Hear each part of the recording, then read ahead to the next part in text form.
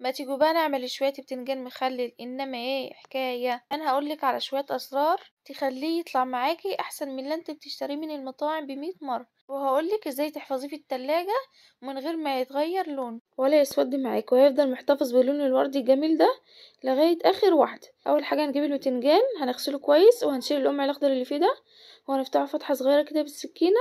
وبعد كده هنجيب حلة فيها مية وهنزل فيها كده بالمنجرايل. بعد كده هننزل بكمية البتنجان معانا كلها وهنحطها على النار لمدة 10 دقايق. بعد كده هنصفيه وهنسيبه لما يبرد. تعالوا بقى بينا نعمل الدقة بتاعته. اول حاجة هنجيب الكبة وهننزل بيها بالفلفل، وبعد كده هننزل عليها براس توم متقشرة وهنفرمها كويس في الكبة لما تنعم معانا وتبقى بالشكل ده. وبعد كده هنضيف عليها معلقة ونص كبار من الملح، ومعلقة من الكزبرة، ومعلقة من الكمون، وربع كده كوباية من عصير الليمون، وربع كوباية من الخل، وهنقلبهم كويس كده. هنحشي بيهم البتنجان